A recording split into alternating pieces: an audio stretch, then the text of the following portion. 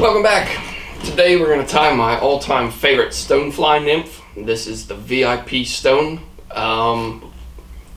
This is the quickest stonefly I've ever tied, including rubber legs. Probably the most effective stone I've ever fished as well. You can change it up in some colors. I'm going to do a video later on, I don't know, in the coming weeks, maybe months, who knows, whenever I get around to it, on a variation of this stonefly that I've tied a good amount and had a good amount of success on as well. But we're going to do the original on this one. This is a Pennsylvania special. When I first started tying stoneflies, I saw them in the river. I would be picking up rocks and looking underneath everything, and I would see these stones. And like I said before, I used to try to imitate every single detail possible on every single fly that I tied. And I would take these stones home. Matter of fact, I still have one that was back home in February. I still have a stonefly from probably the 90s, I would guess, in a little tube, early to mid 90s probably, in a little tube where I was just trying to imitate these things to perfection. And I got to the point to where I tied some really clean, good looking stoneflies, but the damn things take you like half hour, 45 minutes. You go out fishing, and when you're fishing nymphs, you're pretty well tucked to the bottom. You lose one of those, you want to cry. This VIP stone you're going to see, I want to tie this one, if I do it without talking, 2-3 minutes probably. If I have all my materials set up, everything's ready to go. With talking, probably closer to 10. Still, I mean, really quick, easy pattern, but like I said, so effective. This is one of the patterns that started getting me more toward the suggestive as opposed to the imitative nymphs. And it took a long time to break that habit, because I always wanted to be fishing what I was seeing in the river. Come to find out, if you're in the ballpark, you're gonna catch fish. It is more so your technique, your drift, where you're at in the water column is what's going to dictate your success on the water, more so than how close your fly is to the naturals that are out there. There is still a lot to be said about tying something. Obviously, you're not going to tie, a yellow or a orange stonefly nymph to imitate what's in the river. You're going to get them close to the colors that you're seeing, but it doesn't have to be perfect. I mean, if you have a good drift, you're probably still going to catch a couple of fish on that, to be honest with you. But we're going to go through this one. To start out, this is a Tiemco 200R. I like the curved hooks for some reason on the stoneflies, kind of like when I tie the pheasant tails. I like the caddis hooks or the scud hooks, whatever it is. I like a little bit of a bend to it. So this is a 200R. It's a popular hopper, stimulator hook, whatever it may be. But I like the ones with a little bit of a bend to them, so that's what I'm going to be tying on today. If you want to use just a straight streamer hook, a 3X, whatever it may be, feel free. Some of them, they have like the multiple bends. They're pretty popular with the worm tires. I'm not much of a wormer, so I don't do many of those anymore. I did when I was a kid.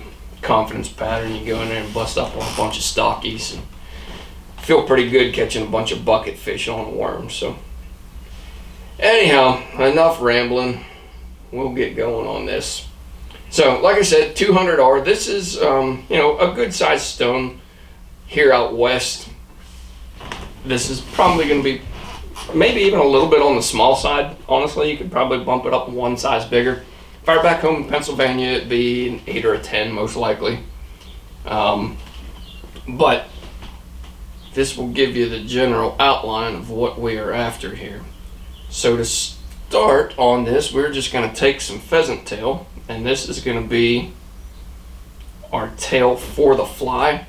Now I'm going to take this and I want this to be about half the length of my body. So I'm just going to measure this out. If you're going to err on this one, err on the short side. Typically, most everything that we're tying for tails, I say go on the longer side. For this one, I'm going to go on the short side. So you're going to see right here, I'm having that just about at my halfway point. Maybe a little bit shorter. I kind of like these tails a little stubby and not really too awful long. And I'm going to start going down the descent of the hook around that curve. Same thing with the majority of the bent hooks that I tie on. For my reference point to stop, I'm just drawing an imaginary line back from the eye of my hook. That's where I'm stopping with the tail and where my body is going to start. So now with this, I'm going to add just a little bit of bulk. I'm going to take this up all the way to the front, minus the little bit of junk that we have right there. So we're going to get rid of that. We're all nice and uniform here so far. Everything's pretty clean. Now, I'm going to make a few more wraps, and now what I want to do is take some Brassie sized copper wire,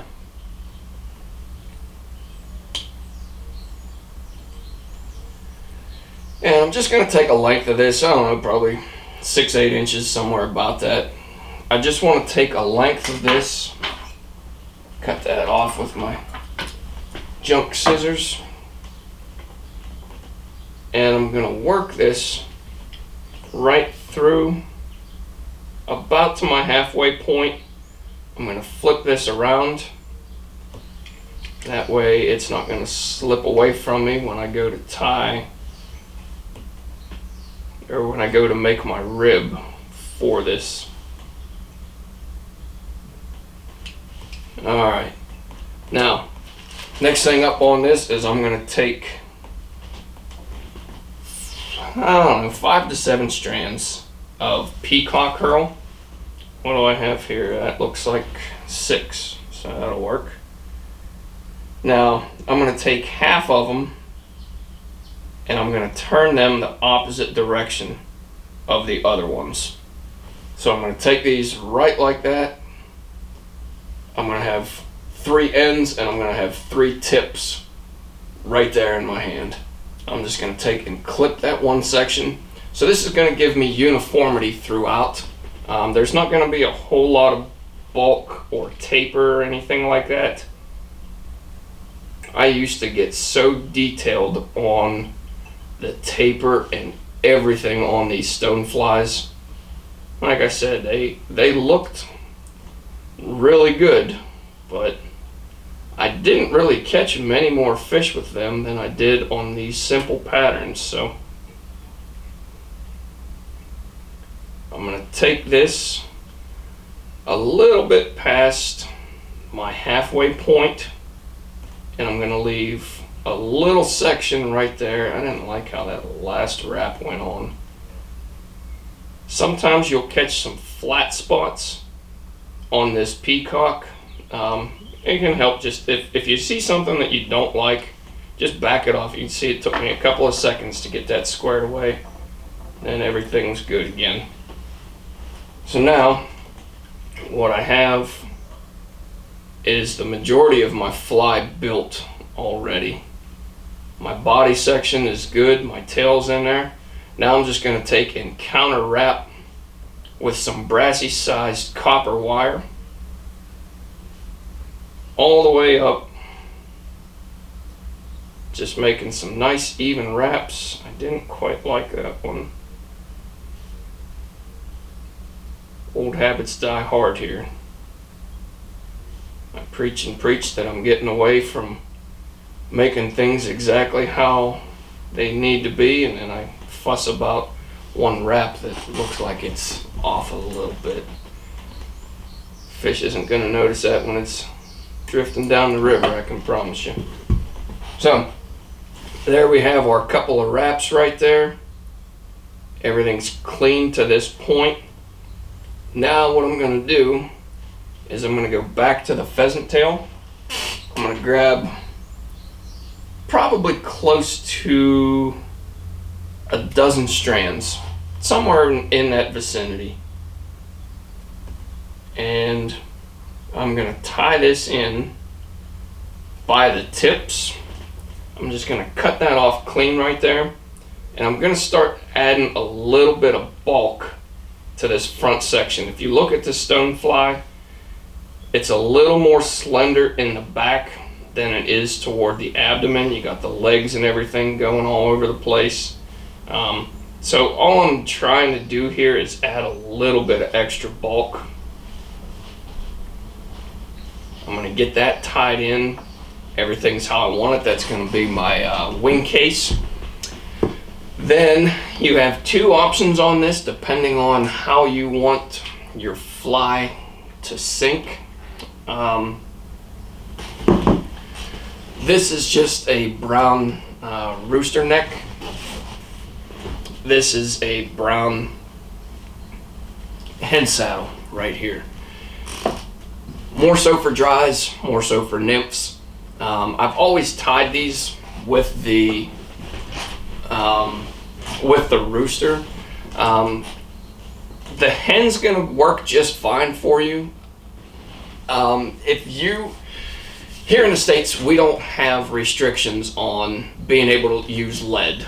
So if we want to use some split shot, whatever it may be, to get our flies down, we're able to do that. We'll use the drop shotting method. Some folks will put the lead between their flies, so on and so forth.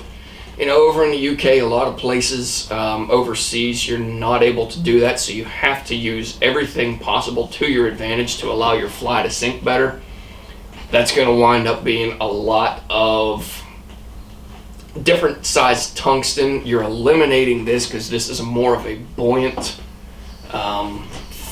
material than what your hen's going to be. Your hen's going to fill this out and most likely make it look a lot better, to be honest with you. But I've always tied them with this rooster, so I'm just going to take one of these here.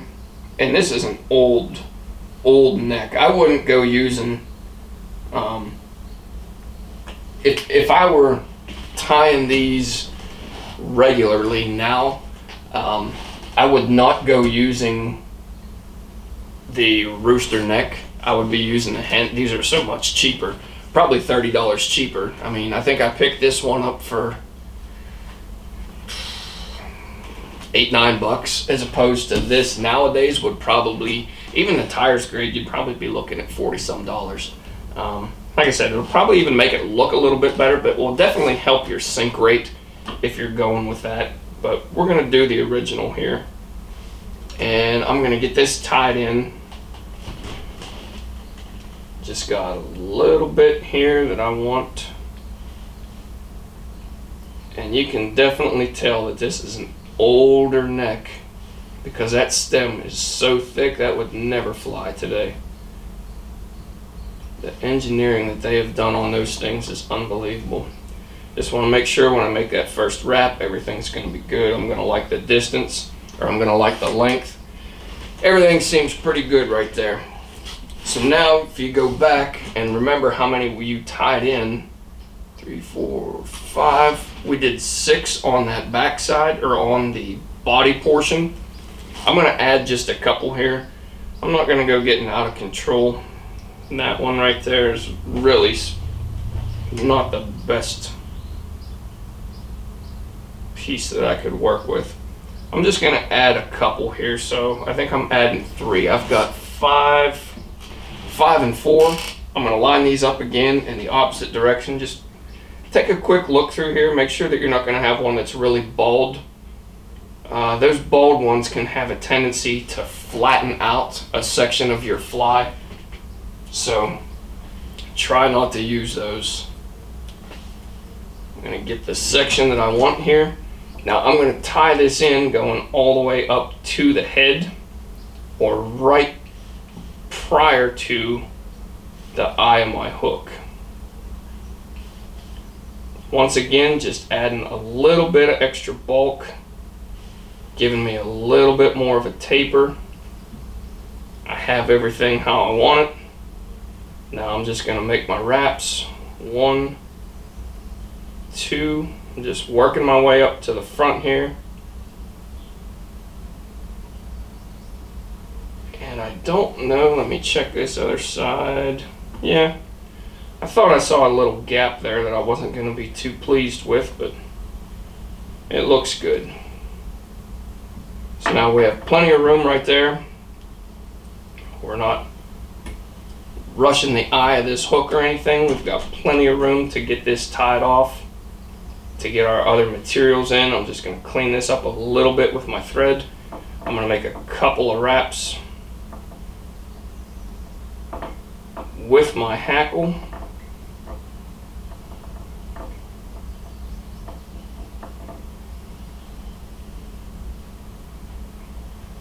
Get a couple of good wraps there.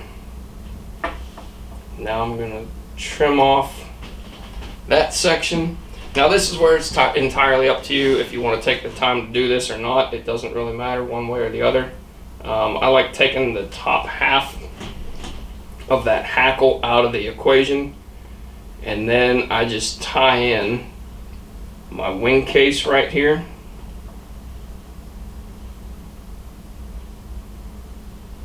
Get that Wingcase setting where I want it.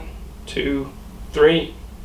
Peel that out of the way. I'm going to tie right in front of that. And then trim that off. Now all I want to do is just clean up my eye a little bit. You can see that we have a nice clean section right there. I got 1 or 2 fibers maybe going into that eye, but I can clean those up here in a little bit. Everything's looking pretty good. We'll get a whip finish. If you want to, you can go ahead and touch that up with a little bit of head cement. We'll take that through there, drop our bodkin down through the eye.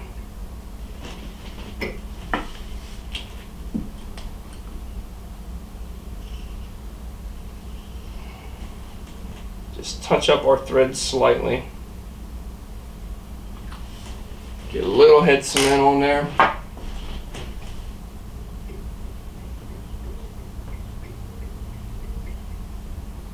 Just move that around a little bit with the bodkin.